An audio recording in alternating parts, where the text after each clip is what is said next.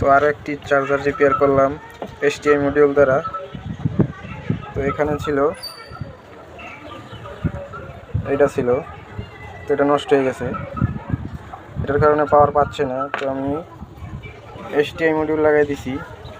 তো STI module কীভাবে লাগাবেন দেখতে পাচ্ছেন। তো এখানে হচ্ছে ফিল্টার ক্যাপাসিটার, এটা হচ্ছে পজিটিভ, এটা হচ্ছে নেগেটিভ। ফিল্টার ক্যাপাসিটার পজিটিভে নীলটা দিয়েছি আর নেগেটিভে কালোটা দিয়েছি, আর হলুদটা দিয়েছি এই মসফেটের এই যে মাঝখানের পিনটা আছে না, এই মাঝখানের পিনটে এই হলুদটা দিছি, এই যে দেখতে পাচ্ছেন। এই যে এখান দিয়ে এসে এই মাঝখানের পিনটে গেছে।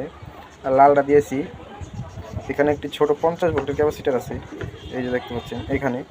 তো যে কোনো পাওয়ার সাপ্লাইতে 50 ভোল্টের ক্যাপাসিটার থাকে ছোট। তো আপনারা দেখে পজিটিভটা লাগিয়ে নেবেন। আর এই যে সাদাটা দিয়েছি অক্টো কাপলারের, এই দেখতে পাচ্ছেন অক্টো কাপলারের 4 নম্বর পিনে দিছি, এই যে অক্টো কাপলারের 4 নম্বর পিনে। তো এইভাবেই আপনারা যে কোনো পাওয়ার সাপ্লাই রিপেয়ার করতে পারেন। তো আমি লাইনটা দিয়ে আপনাদেরকে দেখাচ্ছি।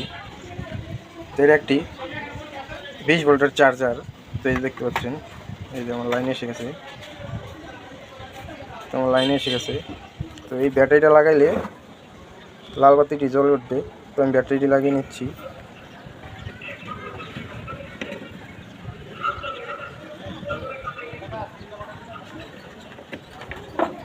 এই যে নীল বাতি জ্বলে আছে, এখন লাল বাতি জ্বলে উঠবে, এই দেখতে পাচ্ছেন লাল বাতি জ্বলে উঠছে, তার মানে আমার চার্জ হচ্ছে। তো এইভাবেই আপনারা যে কোনো পাওয়ার সাপ্লাই রিপেয়ার করতে পারবেন। তো আশা করি ভিডিওটি আপনাদের ভালো লাগছে। ভালো লাগলে চ্যানেলটি অবশ্যই সাবস্ক্রাইব করবেন।